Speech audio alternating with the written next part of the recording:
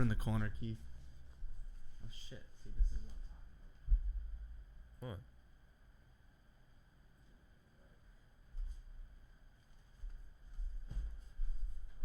Hello. That's a nice head, Grant.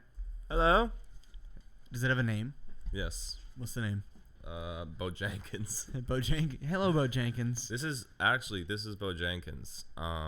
Did you adopt Bo Jenkins? No, Bo Jenkins adopted me. Oh, damn. Bo Jenkins found me at the right place at the right time. Know, he does. Is it a he or a she or they? It's non-binary. Okay. It's a they. So I don't like you making those assumptions. Sorry, I apologize. Okay. It has a certain face. Anyway. Welcome back. Yeah, what's to up, the 20-somethings podcast. We are back again, episode total 21, but this is another Layovers, which is episode 5 or 6 of Layovers. No, it's like 7. You're off on these layovers every week. They keep happening, and we keep doing them, and I'm not keeping track. They're fun stuff. But it's cool. We're here. We're live streaming again. So if you're watching live, thanks for tuning in. If you're not, thank you for listening. Today, we're going to get into the holiday spirit, sort of. Yes. Although, perhaps not the traditional holiday spirit that people are used to tapping into. We're bah humbugs. Yeah. No, okay. So no, not necessarily. Yeah, go on. Me and Grant have been talking, right? Because recently, I'm 25 years old. And when I was like a 15, 14-year-old kid, I mean, obviously, who am I kidding? When I was like 18, 19, 20, there were things that I was like asking for Christmas. Like I had a list, I wanted Call of Duty Modern Warfare 2. I wanted like, this catcher's mitt, or I want, all these different things, right? I want.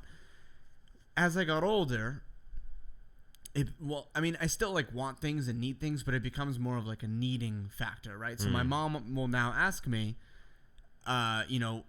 Keith, we're almost up on Thanksgiving. I'm gonna need a Christmas list soon. I'm doing Christmas shopping, and I'm always like, Mom, I don't need anything. I don't want to burden my parents and make them buy me stuff. I'm 25 years old. I don't need anything anymore. The biggest gift for me is, truth be told, is to just go home and like spend time with my family. That's like the best thing. Is to wake up. Cute. Yeah, right. It's true though. When you when you spend time away from family for so long, being able to just like hang out with them, for the morning and like have your coffee while everyone opens gifts, that's enough for me. Yeah. I don't need anything. But she gets so mad at me every year. I say the same thing, and every year she gets mad because she's like, if you don't give me a list, I'm just gonna buy you random stuff and you're just gonna have to like it. And it's got me thinking recently, and we've been talking about it, which I think is why we're talking about it today. But like, why is it that we feel the need, like this like deep urge to like give people gifts on this holiday? Or I don't want to say on like any holiday, but like we need, like, and she says it too, like, I want to watch you open things, and it doesn't matter what it is. She's already admitted that to me. She just wants to watch me open stuff. She just wants to give you items, right? Dude, before we continue, can you hit the heater over there? Oh, yep, that's on. Making noise. My parents are both the same. More so my dad, I would say, is a little bit more persistent with it, and he handles it a little differently. I'll be like, I don't know, like, what do you want for Christmas, Grant? Nothing really, like, I'm at the point in my life where if I want something, I just buy it for myself. Like, that's that's what happens. Like, you become an adult, and now you have money, and you just buy whatever the fuck you want with your money. Right. And his response is like, come on, Grant. He's like, come on. Like, as if I'm being like an ass. He's like, come on, take this. I know you want something. Take this seriously. All right, this is. He doesn't say that, but that's what like the implication of it is. Like, it's a serious tone. He's like, no, this is serious. It's like, no, it's not. It's not serious. It's Christmas. Yeah. I don't know. I think that, in regards to just parents liking that and being attached to that, I think that probably as a parent, Christmas is probably some of the best memories that you have as a parent, because you get to see like your one, you're together with your family that you've created. 2, it's like a peak moment of happiness. And 3, I think that the act of giving a gift is pretty much it's highly symbolic of what parenting is in general. Right. It's like the act of giving. Like that is what you're doing when you're a parent. If there's anything that you are as a parent, you're a giver. You're giving your time. You're giving your love. So sure. The opportunity, like where it's just like allowed to just give as a parent, I can understand why they're so in tune with that. Yeah, I get it. I just don't get why so much. You know, and another thing too, like maybe sorry, go ahead. Go ahead. I was gonna say maybe it has something to do with trying to like rewind time a little bit to like back when we were kids. Yeah, exactly, and like replicate those moments and replicate those memories. I'm sure on some level that is what it is. Yeah, it probably is. It probably is.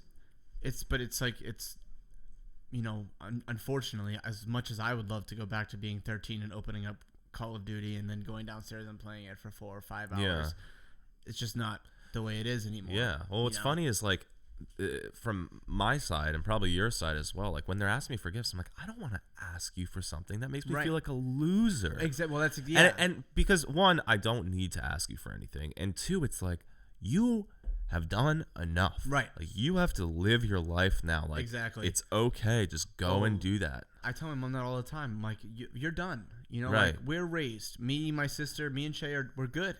Go do take this money that you want to spend on me so badly. Yeah. And go on a vacation. You know, like go buy yourself tickets somewhere. I feel like most parents, they have trouble like reclaiming their life after it's like. You know, there's like a cliche, the job of being a parent's never over. Right. It's like, well, it doesn't have to be over, but it certainly changes. You know, like your role is not as involved. It's not as involved. It's not as crucial as it used to be. That's not even in a mean way. That's just like logistically, it's not. Like, right. Well, just how it is. And if it's not, that means you've been a successful parent for the most part. Like, if like your child, whatever, they're 23, 24, they're adults and they're not calling you every day and they're not asking you for a bunch of shit for Christmas, like good on you. Like that's a reflection of you as a parent. You raised so instead of it like I know like there's never going to be a time where parents are just like going to accept not whatever the Christmas gift thing, but if they want to think like if a parent wanted to reframe their thought process, it's like, well, look at like I have a child that's telling me I don't have to get them anything. Right. And that shows that I've raised somebody independent. That shows that I have a kid that can take care of themselves and like I've done a good job. A kid that can take care of themselves and like doesn't take advantage and maybe isn't too materialistic. Like, you know, that's what it is for me. It's like, in general, I'm just realizing that this year I'm feeling quite like a Grinch. And I was talking to you about this earlier. I'm realizing I don't really like Christmas. I like the family, like you said. I really like getting together with family, and I'm not really a big fan of like the gift giving and the gift receiving. It's awkward receiving gifts. Yeah. You know, because one, again, I think it all goes back to it's like once you get to a point where you know exactly what you like, you know, like I know exactly the kind of shirts I want to wear. I know exactly like my size shoe. It's like, and I'm highly particular. Like I don't buy anything really ever because I rarely find things that I like. So the chances of somebody getting me something by chance that I like are so slim. So it's super awkward for me. Yeah. Because I always have to be like, oh, great, thanks. And I have a stack of clothing in my closet that I never wear from Christmas. Same. And it sucks because it's like, my mom used to buy me clothes all the time, and you know, you just wear it because you weren't able to go out and buy stuff for yourself. But I'm the same way. I don't ever buy clothes for myself because I don't find things that I like. Yeah. So there's no way that you're gonna find clothes that you like. But that's what my mom will resort to if I don't give her a list. It is always clothes. Yeah. You know, so it's always like 3 new pairs of jeans or like new shirts, and I'm like, I wouldn't wear this.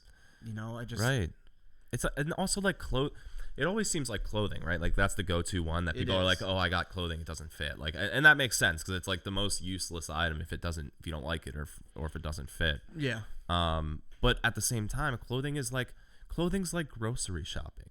You know, it's like a necessity. It's like if I need clothes, I'm gonna get my clothes. It's not. You want to talk about something that I would love for Christmas? Give me Trader Joe's gift cards. Fuck yeah. You know, or just like, I mean, yeah. Yeah, Honestly, I was gonna things, say like one of those Visa gift cards that I can just use wherever. See, I hate those, why?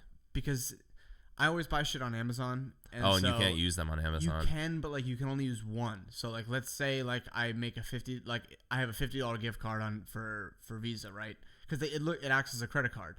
So you put in the credit card to pay for it. So what happens if it goes over the amount? I don't think you can buy it with that thing. I'm not sure. That's weird. I might be totally wrong about that. Maybe you can use two. I like those because I mean it's just like a more convenient way of getting cash. I mean, yeah. I like to think of like if someone's gonna get me something, I've resorted to this with my mother now because I know she's not gonna accept no for nothing, and I know she's still gonna buy me something, right? So I'm like, all right. At least the least that I can do is make it something that like I think that she'll think she's helping me further my career in some way or further my life in some way, right? Mm-hmm. So like I'll think of like one good thing that she can get me. Like let's say like it's like money to put into new headshots or money to upkeep my website or something like that. But she won't do that because it's not a gift, you know. I'm trying to think of like more logistic. Well, that's what I was thinking. Like when my dad, and my dad has been not relentless, but like every week or so he's called me and asked me what I want. Yep. And so now like I've been starting to think about just sound pollination in general. It's like, right. Oh, maybe there's something I can ask him for that would like, serve a purpose for the business. Mm-hmm. But even that I can't really think of because again, like the business is self-sustaining at this point. It's like whatever we need, we just buy. It's well, I asked my mom, I was like, you know what? Give me money if you want to get me something. Give me money towards a new iPad. So that because I use my iPad all the time. I think it's like like 6 or something years old, whatever. It's like going, and like that'll help me in everything. That'll help me with my work. That'll help me with, my writing. That'll help me with it. I want to start getting back into making music again. That'll help me with that. It'll help me with sound pollination stuff in terms of creating graphics. So that's something that will help me out. I'm not gonna ask for anything anymore. That like. I'm not going to ask for those games. Mm-hmm. I'm not going to ask for things that are not useful because I feel like I'm wasting time and money. I'm like wasting my parents. I'm wasting their resources. How like just imagine if you asked your parents for a video game, how like guilty you would feel, or just like how much of like a I don't know, just like it's like a weird feeling asking for like stuff like that, like they're spending their money, right? And like I have no I just bought a video game, however, like 2 weeks ago I just bought a game. I'll buy it myself because it's my own money and I don't feel bad for myself spending it. It's right. I'm not. That's what I mean. That's why that's why just this year I've been like, wait a second. Christmas is bullshit. It's like it's uncomfortable for everybody. It's like receiving something, they're spending money on you. Like you have to buy gifts, and then you feel pressure to find something good for someone, even though you're within that same the same predicament of like you don't know what they want, so you're sort of just like shooting fucking bullets in the dark, trying to land like get a shot in, and it's just like it's I don't know. All around, I feel like if Christmas is gonna happen, let's all just give each other $50 because that's what it evens out to anyway. We all just spend money and then we get like X amount of objects that are equal X amount of money, and it's just like the thing is though, it's like it's nice, right? Like something that my girlfriend's family, for example, they do is they have such a large family, right? It's a big Italian family, and so they're not all gonna get each other like a gift. She's not gonna get like all of her cousins a gift, so they have like this like swap where everyone gets a name and they have to spend a maximum of $100. We do that, and that's all but that's it, and that's including parents and everything. Like that's it. Oh, that's the only gifts they get for everybody. That's what they do. Yeah, and it's like one nice thing that person wants. I think it's like. Wait, so they only buy a gift for one other family member? One other family member, yes. I like that too. Yeah, it's great. So like at my dad's house, we do Secret Santa. Yeah. Although, it might not be happening this year because I haven't heard anything about that. But unless I'm forgetting. Which would be horrible. Oh God! Oops. My mom always buys me something. My Secret Santa with my family is like we get like little like gag gifts. Oh yeah, I mean that's kind of what it turns into because like the budget thing for that is like $10-15 or whatever. But my family's quite large at my dad's side, so we have like like maybe 15 people in the Secret Santa, and like nobody knows who. That's what my mom's family. But then we just do regular gift giving as well, so it's not like your girlfriends. It's right. You know, it's just an addition on top of the. But I think when you limit the amount of gifts that you're able to get someone, you know, like they do that, right? And it's like, oh, you only get one shot. Yeah. You put some real thought into it, and like, you know, whatever they say that they want, you're gonna get them, as long as it's within obviously the price confines and everything like that. Yeah. But you're gonna make the effort to give them what they want, or at least some semblance of the thing that they want. When you can give someone like 5-6 different things, like I know a lot of the time, and this is no knock on my mom goes over and above with Christmas and gifts and everything, to the point where it's like, okay, stop, please. But she'll get me like I'll ask for like a big thing, right? Yeah.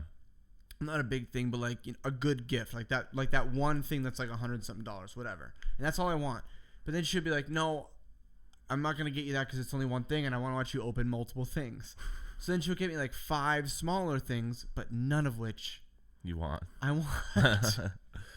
It's like, I feel like if we're limited in the amount of gifts that we can get, we really take the time to. Maybe you can just open empty boxes.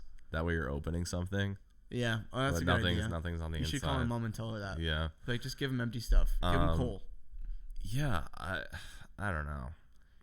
It's that we like have like this to like kind of bring it into like a societal thing. We have such a drive as like a society to like have stuff. It doesn't matter what the stuff is. We just want stuff. That's what I was actually just gonna say is like the past couple of years, what I've primarily gotten people for Christmas is books.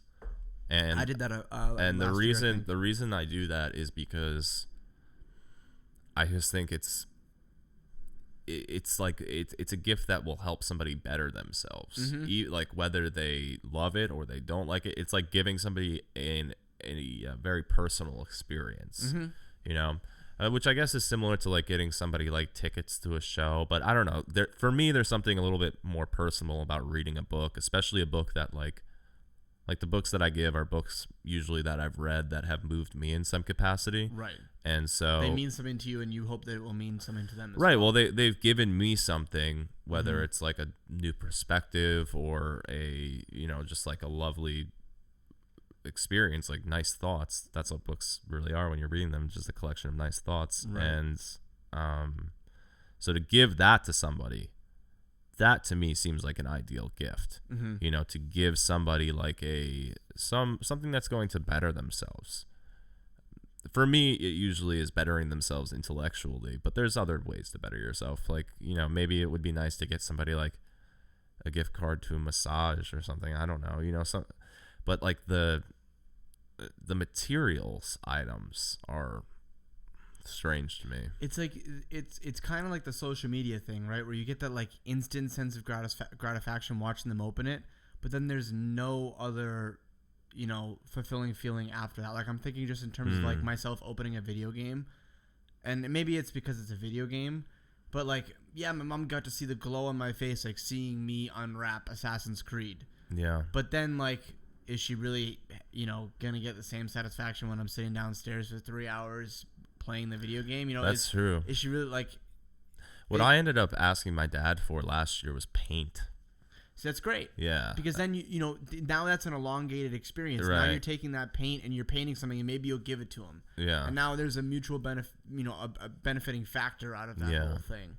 But when it's like going to a show too, like getting tickets to go to a show, that's a great one. Yeah. Because you're both gaining an experience. You're kind of building up your relationship through that gift. Right. I feel like when you don't have that, when it's like giving someone a video game or giving someone, you know,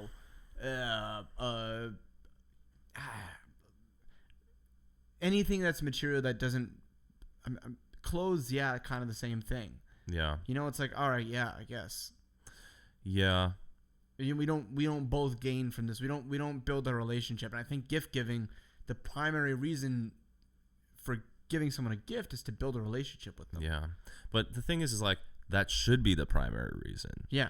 But I don't think it is. Not anymore. I think that people are either they're giving a gift because the giving it's selfish on both sides. Mm-hmm. You know, like a lot of people feel very pressured to find good gifts for people because it makes them feel good.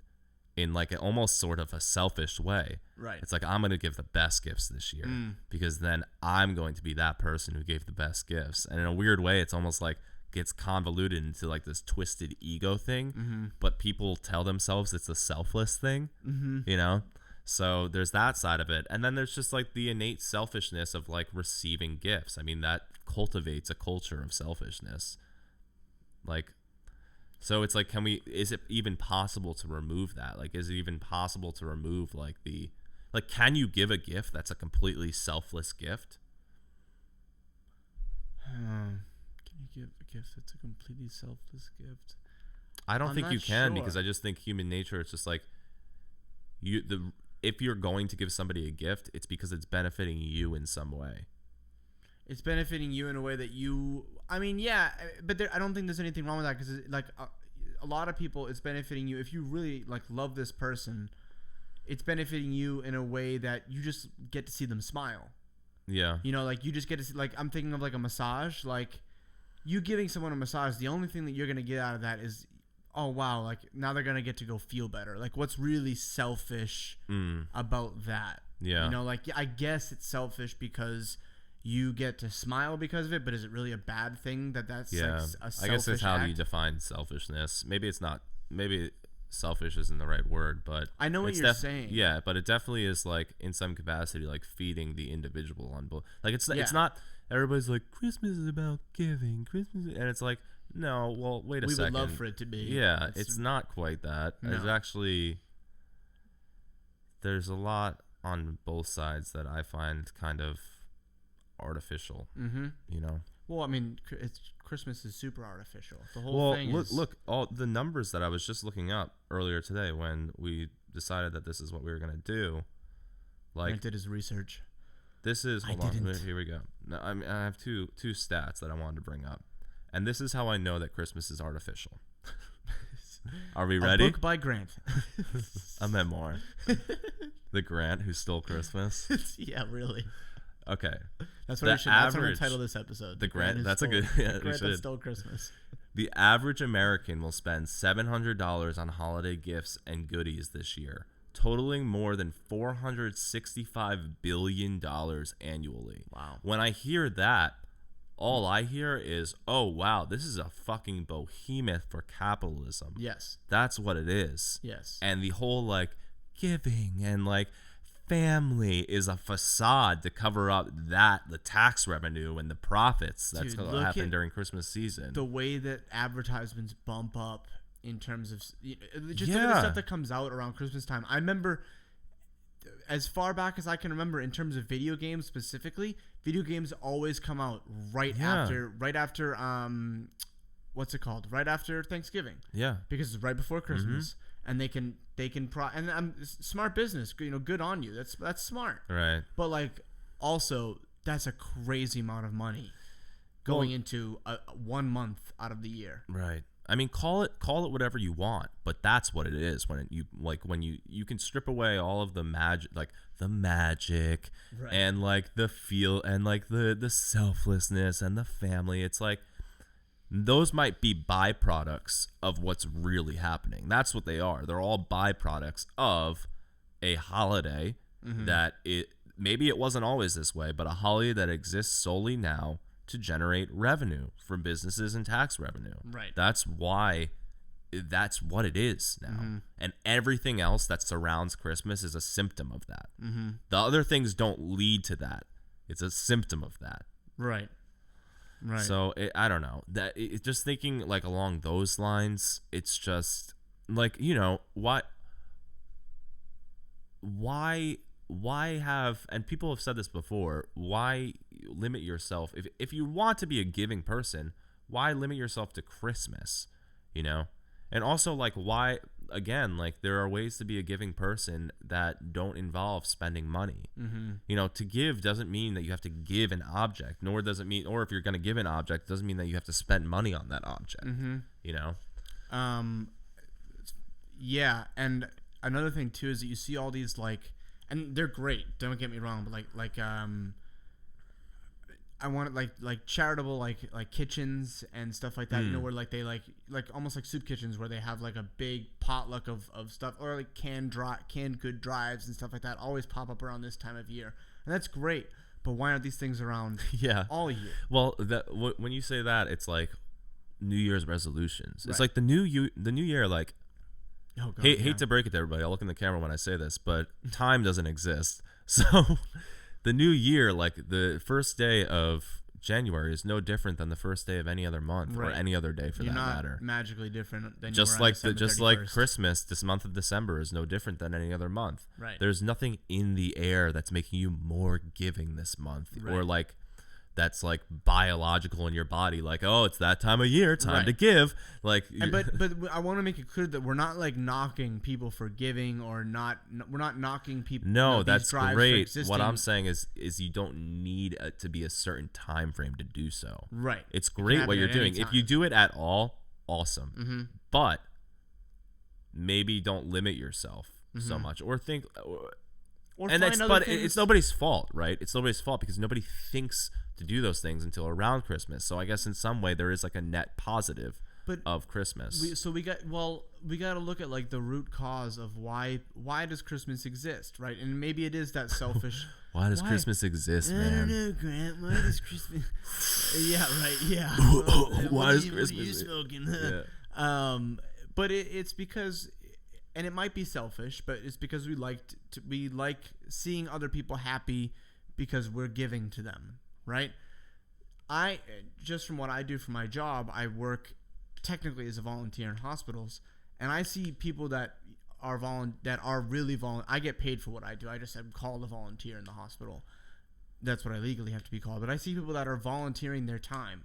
You know, once a week they'll go into the hospital 5 hours. Yeah. And that's the same. They're getting the same satisfaction of doing something like that than other people do during Christmas, giving a gift.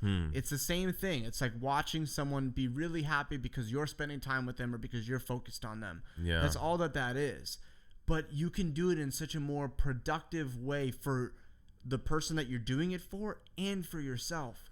Yeah. It feels so good. I was chatting with this older woman at the hospital last Friday. She's a volunteer. She must be retired. You know, that's another thing too, is it's hard for people that don't have open schedules to do these sorts of things. You know, people are working a lot. I understand that. But she was just so happy to be there. She was on the pediatric ward with me.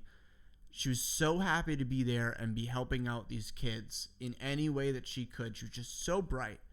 And I'm like, you know, someone at that age, I see so many people at that age that are so grumpy all the time. And there's something about her being here around these children and helping them out and making the difference. And I think that's what's making her super bright. Because she's having that Christmas sense all the time now. You know, once a week she's giving. Yeah. It's not Call of Duty. And giving in a way that's not feeding any sort of industry. Right. Like that, to me, feels like an ideal situation. If you're going to give, don't feed any industry at all. Well, and that's really interesting too, because when I first took this job, it was really hard for me to wrap my head around it. Yeah. Because everything that they were saying to me when I was training and everything for it, I kept telling them, I'm like, it's just so weird to me because this isn't focused on sales. You know, it's as long as I can make a difference in one kid, and that like aspect of it, it's like, yeah, you're not focused on propelling an industry. You're not focused on propelling a business or propelling sales. There's no outside motivating factor. Yeah. It's all just helping people. Right. You know, and like that's all. And and as two people that come from like white middle class families, it's like, you know, I love doing things for my family, but nobody in my family needs anything the same way some people need things. That's true. You know? Yep. And so that's a whole other aspect of it, how limiting it is, in that most people for Christmas, they buy, it's the time of giving and the time of sharing and the time of good spirits and like, you know, putting some good out into the world. And yet the good is primarily constrained within the like nuclear family, like, you know, the immediate family. Right. And it's like, that, like, that's not really giving. I guess that's like a reminder more so than giving. It's like, oh, that's like cherishing familial love or something like that. But I mean, just you're right, and think about like how amazing society would be if we literally included one neighbor in that. One neighbor, or think about the $465 billion. Imagine if 1 year, just 1 year, we'll take one Christmas, just one, then we can go back to just our family. And that year, all of the families in America pledged to just give all of their money to charity. Yeah. Just 1 year. Just 1 year. $465 billion. Yep. That would literally pay off like a small fraction of our national debt. I mean, but it would. Why the fuck not? Let's start that movement. World hunger, but I feel like that number would end world hunger. That would. There's so much that you can do with $465 billion. Dude, hashtag give your money away on Christmas. Hashtag no gifts for family. Hashtag give miss 2019. Yeah. Anyway. No, but that real like seriously though, like if that was an actual movement that took place, and even if half the country decided to do it, or a smaller fraction, like that is a tremendous amount of money that can be filtered into a way that like really would live up to the spirit of giving. Right. And the spirit of Christmas. The spirit, yeah, right. Have you ever done anything like on Christmas? Have you ever done like a community drive or like a big brother big sister sort of thing? A long time ago. Yeah, when I was a kid, I did it with my mom. My mom loves doing stuff like this. She just did it this year as well. She like collected, it's called gifts for, or like Santa for seniors or something like that. She collected gifts from everyone for seniors. It's a really great thing. But we did it when I was a kid, and it was called, I think it was called Big Brother, Big Sister, or something like that. Oh yeah. Orphaned kids and kids that are in foster homes, and you go, and we would just went and we would wrap the presents, and that's what we did all night. We did it for like, I think it was like 8 hours. Right. But, and it, I was like a 10-year-old kid, and me as a 10-year-old kid doing that, like I would rather be home playing my Call of Duty. Right. That's what I would have rather been doing. Right. But, at first, I get in there, I'm like, oh, I don't want to do this. And then like you start seeing these kids and like what they're asking for. They're not asking for much. None of these kids are asking for a $60 video game. These kids are asking for like socks. They're asking for Legos, stuff that they can just like with their hands. Have you ever seen, there's a viral article about a photographer took photos of children from all over the world with their favorite toys, which wow, that's interesting. Yeah, so there's photos from like Hong Kong, and then there's photos from like Tanzania, and photos from London, and all of these different places, and it's just like, it's fascinating. It's like, it's very like, the way it's done is like highly anthropological, because it's just like the setting is the child in his room, and he's just like holding his favorite toy, and that's what the layout of the photos are. That's really cool. America So, must have been a video game controller. So yeah, there's these kids in like these Western countries that are in these rooms that are just stacked with toys and like stacked with all this crazy shit. And then there's literally like, I can't speak to like what country it was exactly because I can't remember, but they're clearly like in a more impoverished country, and the child's just like sitting on the street with like a bucket. Yeah. Oh yeah. Like it's not even a toy. It's something that his imagination has turned into a toy. Yep. But it's not like a toy by Western standards. You know what though? It's those, and maybe not all of them. And no, obviously I wouldn't rather have my kid, in one of those places, in a community like that, or in a position like that where that is their only thing that they can play with. But I also don't want my kid in the extreme opposite, the Western room where he's got 10 video games around him. He's got all sorts of different toys, planes flying over his head. I don't want that. Well, I mean, take away like the poverty of it, and I think it's good. Like, yes, and that's what I'm trying to say is you strip away like the horrible aspect of it, and it's like, oh, this is a great thing for a kid. Right, using your imagination. Yes, that's something that playing outside. Right. Yeah, man. I used to love playing outside when I was a kid. It was one of my favorite things. I was a huge like pond dweller. Like because we had a big pond in front of our house, the house we lived in when I was a kid, and so I would be chilling. I loved catching frogs and like hanging out and down by the water. And my dad he'll tell me all the time, "No, you never played outside. We were always outside as kids," and that's bullshit. It's absolute bullshit. Yes, I played video games, but I also was riding my bike through the woods all the time with Dan. I was, we were going down to the creek. We were always outside playing basketball in high school. If there was a reason I wasn't outside, it was because my parents wouldn't let me cross the main street to go to the places that were outside, because I had like those like limiting restrictions or whatever. Mm-hmm. But I don't know how we got onto that. Just talking about kids and different, and what some people have and what some people don't have. Right. You're right. Strip away the poverty of it, and like that's like I would rather my kid in that situation. Mm-hmm. Unfortunately, the poverty aspect of it obviously takes away from that. But it's like that's really interesting seeing the difference between the two of them. I think that the situation broadly represents one of like these big ideas of like why I'm sort of viewing Christmas in a negative light. And I feel like it is people that are actively engaging with this holiday, and it's such a lack of perspective, and it sort of goes back to what I was just saying. It's like, why does it have to be like, oh yeah, you're giving to your well-off family members, right? Like it's right. It's you're giving only one day a year.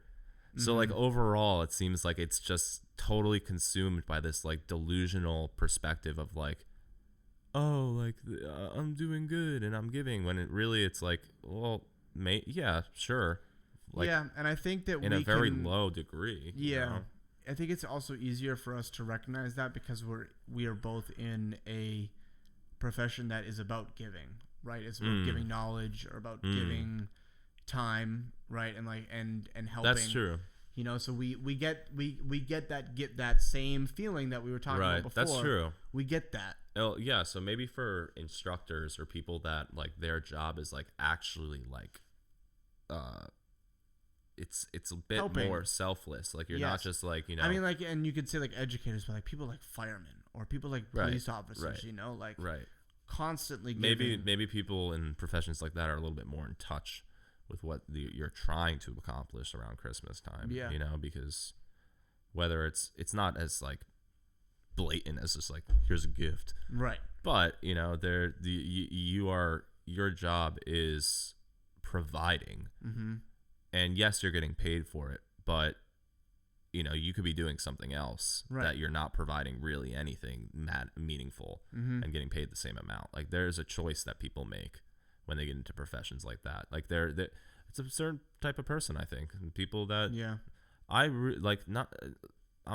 to be completely honest, that is one of my favorite parts about what I do for a living, is that it makes me feel like I'm giving something. Yep. Like and it's not something I think about often, but in reflection, when I think about why I'm so content in my job as a professor, it's like I'm giving things in the same way that I give people books for Christmas.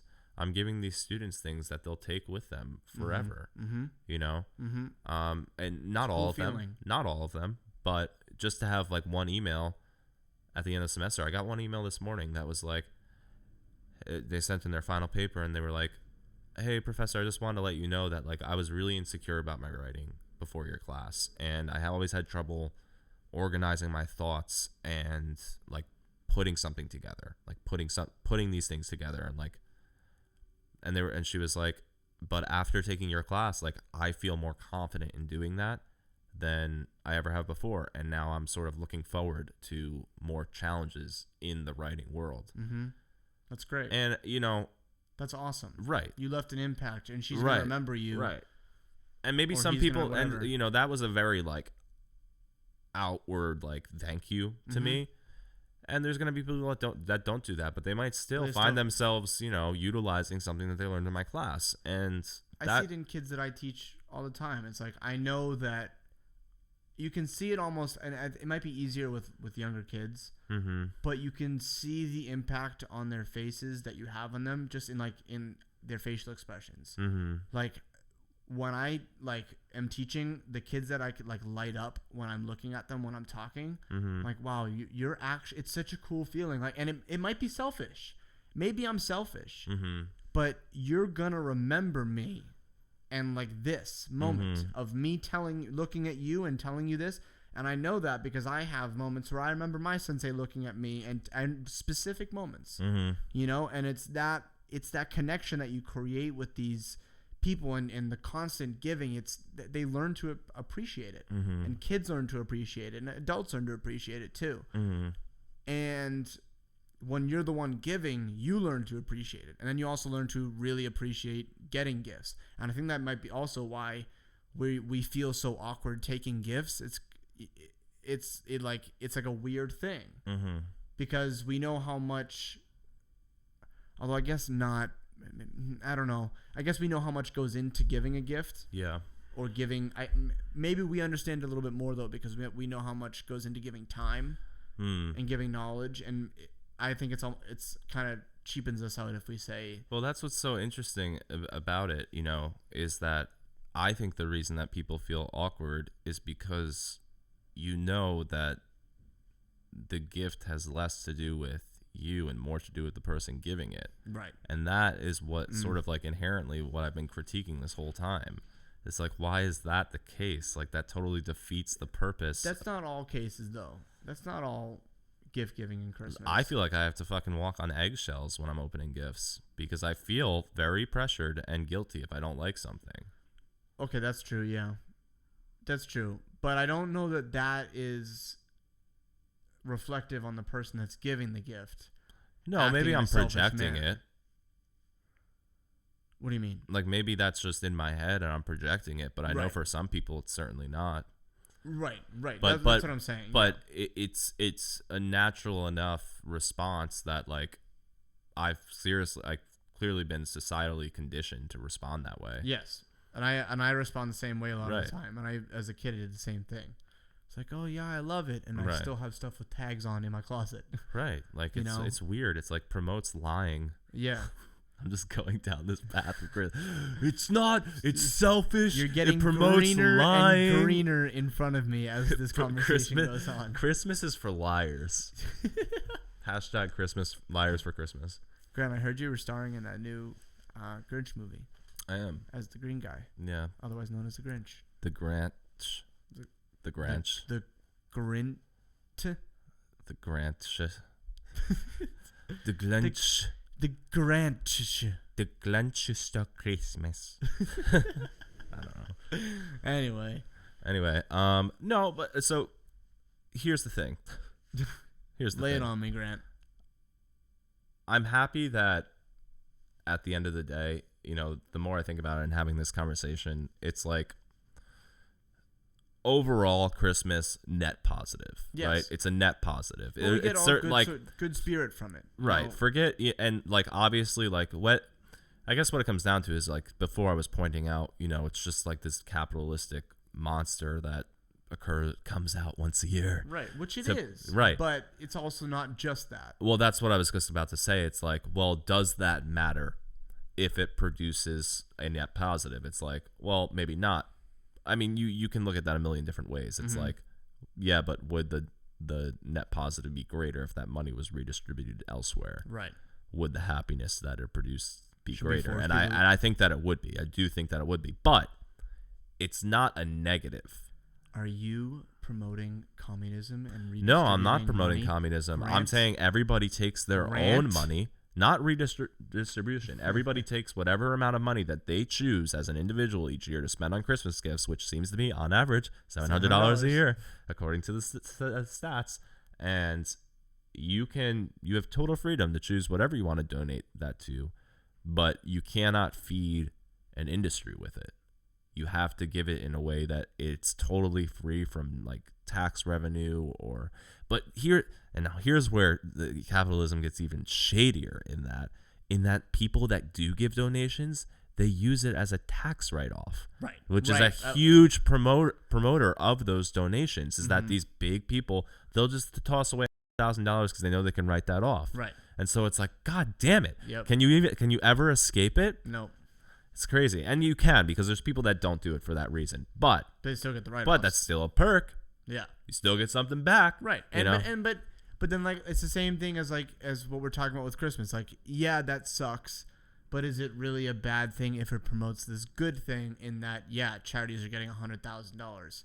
You know, like it's like the same thing we're just talking about with Christmas. The way, like, if I had a graph to show like what I guess what's in my head right now is like graph, like here's the graph, and people are who are listening on the podcast won't even be able to see your hand graph. So positivity, it's a bar graph. Positivity, and then we have two categories, like Christmas at traditional Christmas as it is right now. Mm-hmm. Christmas with Grant's new idea of redistributing Christmas money, and the net, and it's measuring net happiness on this bar graph. It would be so much happier under my system. The net happiness bar would be way higher for my system, for Grant's Christmas. For Grantmas. Yeah. Yeah. Listen. I mean, yeah. You know what's another funny aspect of the whole Christmas thing is that it's like religious. Like that's something no one talks about anymore. And I think that was what I was gonna say is no one talks about that because I think people just like actually forget that Christmas is a religious thing. I know. Until it becomes like a political thing of like Starbucks is trying to shut down Christmas, but and then it becomes. But religious. that's what I like. I think that Christmas like.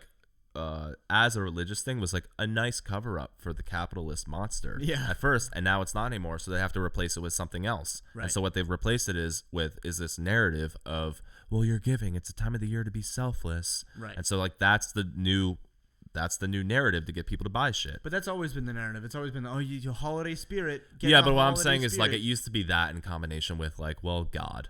You know, like there used to be more of that involved with it. Well, there's much less of God involved in it now. I will say the only time I go to church is Christmas Eve. Me too. It's the only time I haven't gone though recently because in recent years I've been like I go every year only because it and now everybody in the Catholic Church is just raping everybody. Oh God, we're taking the Christmas turn. Yeah, Christmas spirit. Yeah, dark turn. Christmas is full of liars and rapists. Oh God. Sorry to bust anybody's bubble. I mean, you're not Happy wrong. Holidays. You're not wrong. Yeah. Happy holidays. You're not wrong though. Also, like, I just think it's so funny that like it's like Christmas and everybody just forgets about all the people that don't celebrate like Christmas and Kwanzaa and all that stuff. Yeah. Yeah. Well, I mean, Catholics, right? We rule the world. Yeah. It's like that Louis C.K. bit where he's like, we won. I mean, everybody follows our year. Our new year. It's like how old since Jesus? That's really how people measure time. Since Jesus. Yep. I don't know. Even the Chinese. Honestly, I'm almost contradicting myself again Chinese. right now. What? me just throwing it. Even the Chinese. I was gonna say because the Chinese have a different New Year, and that's why I was gonna say that. But anyway. But everybody uses the year since Jesus, and I don't know. As I'm talking out loud at this, I honestly, if we're winding down this episode, after this conversation, I don't know how I feel about it still. Yeah. Because I know I said that it is a net positive, but because of how easy it would be to increase that and make it a more positive event or a more shift the perspective a little bit, and the positivity or the focus rather, that is garnered during Christmas season. Yeah. If that focus and that ambition was tailored towards another time period, or I don't know if that perspective changed and broke out of the current limitations, right. And it would be really easy. Like, that's the other thing. It's not like one of those crazy things where like, well, that'll never get done. That could never get done. It's like, no, it's really as easy as people just deciding to do it. Well, there's no like government involvement. There's nobody in the government telling you have to buy Christmas gifts every year. There's no law for it. That's what I'm saying. There's no bureaucracy behind changing a perspective on Christmas. But there's a to counter that, just to play devil's advocate, there's a bureaucracy in saying that, oh, everyone this year has to donate. No, I'm not saying everybody would have to, but I'm saying if that was a movement that people could opt into, it would be an easy thing to do. Yes, for people that have the ability and the allowance to do so. It would be. Well, I'm saying you don't, but if if you are buying any gift for anybody in your family, you have the allowance. I'm saying no gifts for anybody in your family. All of that money goes to Grant's Christmas, the new charity. I think it would be an interesting idea because I like that idea, but I think it's it will never happen. It'll never happen. Well, that's what I'm saying. It's like it might be theoretically easy, but practically it's not easy. Yeah, because it'll just never happen because people just are too selfish. No way. But if everyone could, like, I love the idea of Big Brother and getting gifts for other people like that. If everyone, I don't want to say was forced to, because obviously that's not the right way to do things, of course, but really donating your time to a certain cause, you know, like going to a soup kitchen and cooking. Time. You know, yeah, and I wish there was a way that we could give people more time, because people work too much. You know, it's too much, honestly, to ask someone that works 50 hours a week to then take another 6 hours on their Saturday to go to a kitchen and cook for other people. That's a lot. That's a lot, especially around the holidays when people have so much going on already with the commercialization of the holiday. That's a lot to ask someone. But if we could, if businesses as a whole in America, you know, like businesses in England or in Ireland, agree that from this period, from this hour to this hour, we're closed, and you're gonna have tea time. It's always been tea time. You know, that's the thing that they all just agree on. Yeah. In America, if we could have just agree on, in, you know, from the months of November through, you know, or from October to January or whatever, everyone is going to have to, you know, the amount of hours that you have to work for your salary is 10 less, but you have to spend 5 of those extra allotted hours doing charity work or doing donated work, volunteer work. That's a great idea. Yeah. I mean, if everyone just agreed on that social construct that we would create. What if it was just like as simple as like, I can't even tell the amount, the benefits that would have on a society. Right. Like, what if it was, you know, when people are signing contracts for their jobs, it's like, you can opt into this program where you get 2 weeks of extra vacation, but like one of those weeks has to be dedicated to charity. Right. How crazy would that be? Right. And you know how many people would do it? Yeah. Oh. Right. And what does that really cost the business? Right. Not much. Like that. You know, you say things like that, and like things like that pop up during this podcast, and it's like, like, why not? Right. You know? Right. Well, I'm not a business person, but why not? Yeah, I understand that financially it might it's not more be, difficult than that. It's like, oh, financially it's not as enticing. And it's like, well, you fucking make millions of dollars already. Well, I'm not even talking about people that make millions of dollars. It's like, you make enough, you know, like most people, you know, like I don't know if we've said this on this podcast before, but if you live in America, for the most part, you make enough. But for the most part. But we could even do a thing where, like, let's say the government gives tax incentives to companies that have their employees under a sort of program like that, or they give their employees options through a program like that. I wonder if that exists. I doubt it. I don't think it does. I've never heard of anything like that. It does. Somebody has to reach out to us and let us know. Yeah, if anyone knows of a program that exists like that kind of allows businesses to give you less work hours. I know that businesses do charity work. My brother has done that at the bank he works at. But I'm talking, they'll go out and do charity work together. Exchange your work for volunteer work. Yeah. And then if you do that, you also get a little extra time off. Yeah. You know, it's like an incentive to go do volunteer work. And you know how many people that benefits? Yeah. Not even just them. Like I say all the time, I volunteer in hospitals. I get more out of it than the kids do. Mm-hmm. You know, and that's going to be real for anyone. You go to a soup kitchen and you're passing out soup to homeless people for 5 hours. You're going to benefit more than they are going to benefit from that one cup of soup. You're going to benefit as a person. Mm-hmm. And that's the true holiday spirit. Yeah. That's really what Christmas is all about. Yeah. But we don't have it. Yeah. We've lost it. It's sad. Yeah, I mean, it's there. It's just fragmented. Yeah. That's the problem. I don't think we've lost it. I think it's so fragmented in that, like, I think people don't really know what they're doing with it anymore. No. I don't think people understand why they're getting gifts or why they're giving gifts. Yeah. I think they're confused. I think people are confused. Yeah. I've said that like 1,000,000 times in this podcast. People are confused. Yeah. And they are. And it's easy to be confused. in modern times because we're detached from a lot of things, Mm-hmm. you know, Mm-hmm. and so we're attached from a lot of things, and at the same time we're heavily conditioned to believe certain things, and it's hard to break out of those lines of thinking. Mm-hmm. And most people thinking about what you just said about the time, people don't have time to think about it. No. People just go through the motions, and they're like, it's Christmas season. I'm not going to sit here and do a podcast for an hour talking about whether Christmas is ethical or not. Who the fuck does that? Right. Most people don't have the time. We're both super tired doing this right now. Yeah. I know I am. I'm exhausted. But, you know, we're one of, I would say probably a handful of people that have ever had like a legitimate conversation like this and recorded it for other people to listen to. Mm-hmm. But what I'm saying is that, like, I've shat all over Christmas this entire podcast. But I can't blame anybody, you know. I'm not upset with anybody. Like, I'm not making fun of anybody. Like, I empathize with why people act the way they do around the holidays. Mm-hmm. And so I guess to conclude it is we just wish that there was a way